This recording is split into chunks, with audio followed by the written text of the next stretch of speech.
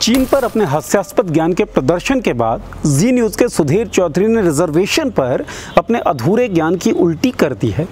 क्या कहा है उन्होंने, वो आपको सुनाते हैं।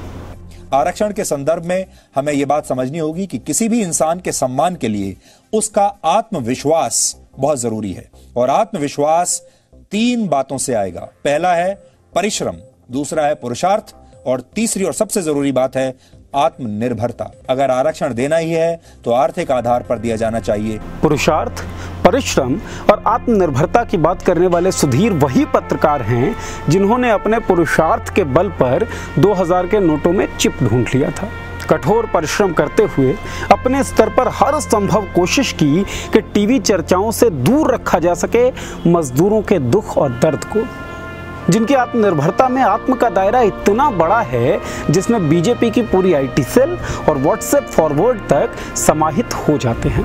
बहरहाल रिजर्वेशन को एक तरह की भीख की तरह प्रचारित और दिखाने वाले सुधीर चौधरी को कन्हैया कुमार की ये बातें सुननी चाहिए और समझनी भी चाहिए कि क्या सरकार के द्वारा संवैधानिक प्रावधानों से दिए गए रिजर्वेशन के अलावे इस देश में कोई अप्रत्यक्ष रिजर्वेशन काम करता है कि नहीं करता है। ये जितना भी नाली साफ करने का काम करते हैं ना, उसमें खोज के बताइएगा मुझे कि कौन जाति के कितने लोग हैं। मंदिर का जो पुजारी होता है ना, उसका भी एक कास्ट एनालिसिस करेंगे और पूछेंगे कि उसमें किस जाति के कितने लोग हैं। दरअसल संविधान ने आरक्षण का अधिकार तो दे दिया दलितों को, अनुसूचित जनजाति के लोगों को और कई समूहों को, लेकिन सवाल उठता है कि क्या समाज में इन लोगों को वो अधिकार मिला जिसके वो हकदार थे। सवाल उठता है कि क्या सरकारों ने वो काम किया जिससे इनके जीवन स्तर में सुधार हो सके। सितंबर 2014 की एक न्यूज़ कटिंग इस बारे में बहुत अच्छे से बताती है। ये न्यूज़ कटिंग है जीतन राम मांझी की। उस वक्त बिहार के सीएम हुआ करते थे जीतन, दलित समुदाय से ताल्लुक़ रखते थे। मधुबनी के एक मंदिर में गए तो उनके मंदिर के दर्शन के बाद मंदिर को और मूर्तियों को धोया गया क्योंकि वो एक दलित थे। यह हरकत तब हुई जब जीतन राम मांझी एक प्रदेश के मुख्यमंत्री थे। आम लोगों के साथ ऐसी घटनाएं आम हैं। ये अलग बात है कि सुधीर चौधरी को नहीं दिखती। इलाहाबाद हाईकोर्ट का बिल्कुल ताज़ा फैसला देखिए। फैसले में कोर्ट ने कहा है कि किसी भी अपराधी पर SC/ST एक्ट तब तक लागू नहीं होगा जब तक यह सिद्ध नहीं होता कि अपराधी को पीड़ित की जाति के बारे में पता था।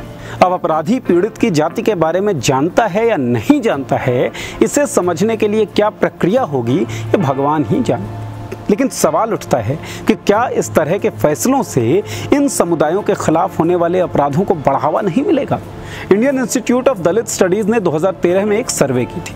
उस सर्वे के आंकड़े आपके सामने रखता हूँ। सर्वे के मुताबिक 41% मजदूरों ने जो खेतों में मजदूरी करते थे ये बात स्वीकार की कि निम्न जाति के होने की वजह से उन्हें काम नहीं मिलता था। 71% मजदूरों ने इस बात को स्वीकार किया कि निम्न जाति के होने की वजह से उनके साथ भेदभाव होता था जिसके कारण उन्हें भारी हानि का सामना करना पड़ता था। 11% लोगों ने इस बात को माना कि उन्हें घरेलू कामों के लिए भी नहीं चुना जाता था क्योंकि वो अछूत माने जाते थे। नॉन फार्म वेज वर्कर्स जो थे उनमें से भी 52% हिस्से ने भेदभाव और जातीय जो अस्पृश्यता है उसके बारे में बातों को स्वीकार किया है। पिछले कुछ सालों में आरक्षण पर ज्ञानचंदों की संख्या बढ़ी है, लेकिन इन परम ज्ञानियों को ये नहीं पता है कि समाज में किस तरह की जातीय घृणा और जातीय भेदभाव व्याप्त है। उन्हें ये नहीं पता है कि जातिवाद और आरक्षण के बीच का जो रिलेशन है वो मुर्गी और अंडे के रिलेशन जितना जटिल नहीं है, जिसमें आप इस सवाल का जवाब न दे सके कि पहले मुर्गी या पहले अंडा। बस थोड़ा सा दिमाग खुले करने की ज़रूरत है तो आप समझ जाएंगे कि सबसे पहले इनडायरेक्ट रिजर्वेशन आया, जिस रिजर्वेशन के तहत नालियों में कौन काम करेगा और मंदिरों में पुजारी कौन होगा ये बात पहले से ही तय होती थी।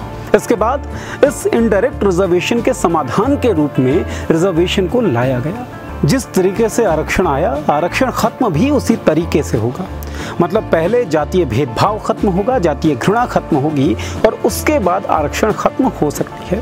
आरक्षण विभाजन को दूर करने के उद्देश्य से लाया गया था। अगर कोई ज्ञानचंद आपको कहता है कि आरक्षण आधार है विभाजन का, तो समझ जाइए वो गिद्ध है, सांप है, जो समाज को कभी भी डस सकता है। इन गिद्धों और सांपों से बच के रहने की जरूरत है। देखते रहिए मॉलिटिक्स। सब्सक्राइब कीजिए हमारा चैनल।